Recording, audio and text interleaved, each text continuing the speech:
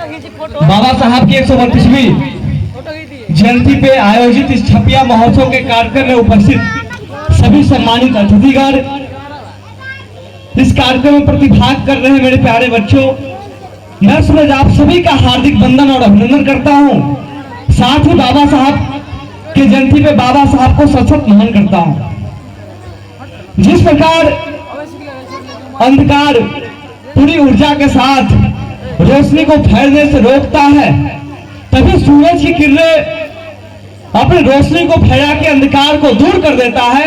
ठीक उसी प्रकार जब समाज में छुआछूत, जातिवाद, भेदभाव या नारी के साथ हो रहे अनेकों दुर्व्यवहार बहुत चरम पे था, उस समय बाबा साहब का जन्म होता है और इन्होंने पूरी ऊर्जा के साथ इन सभी बुराइयों को जड़ से समाप्त करने के लिए अपनी पूरी ऊर्जा को लगाते हैं।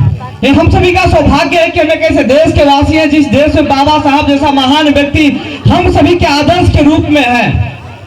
हम सभी युवा तरुणाइयों को विशेष रूप से इस विषय पर विचार करना चाहिए कि बाबा साहब ने इन तमाम समस्याओं को सामना करते हुए अपने जीवन में आगे बढ़े हैं। बाबा साहब से हम इस बात की प्रेरणा लें कि बाबा साहब जब छोटे से विद्यार्थी से क्लासरूम में जब पढ़ने जाते थे, उनको क्लासरूम से बाहर बैठा दिया जाता था। बाबा साहब को प्यास लगती थी तो बाबा साहब को तब तक प्यास से रहना पड़ता था जब तक क्लास उस विद्यालय का चपरासी आके बाबा साहब को पानी नहीं पिलाता था।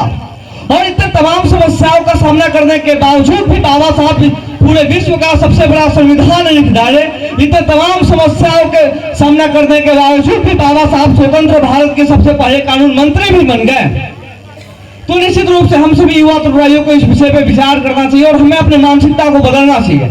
आज मित्र अंशुल जी और मित्र ऋषि जी और इनके कुछ सहयोगियों के माध्यम से इतने शानदार कार्यक्रम का आयोजन हुआ, लेकिन बहुत कम संख्या इस कार्यक्रम में उपस्थित हो पाई है, क्योंकि गांव के लोगों को ये बात महसूस हो रहा है कि यह कार्यक्रम केवल और केवल कुछ जाति विशेष के लोगों का है।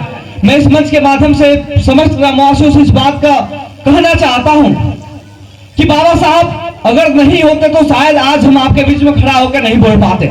विशेष रूप से माताओं बहने को ये बाबा साहब ने इतना बड़ा काम कर दिया। अगर बाबा साहब नहीं होते तो माताएं बहने अपनी शिक्षा को नहीं ले पाती। बाबा साहब का योगदान केवल किसी विशेष जाति धर्म संप्रदाय के लोगों पे नहीं है, बल्कि इस देश में रहने वाले हर एक वर्ग के लोगों पे है। तो निश्चित रूप से अगर बाबा साहब जैसे महान व्यक्ति की जन्म जयंती मनाने का प्रयास और कोई युवा कर रहा है, तो समस्त गांव के लोगों की जिम्मेदारी बनती है कि वह बढ़ चढ़ के बाबा साहब की जन्म जयंती को मनाने में अपनी भूमिकाओं को निभाए। निश्चित रूप से जब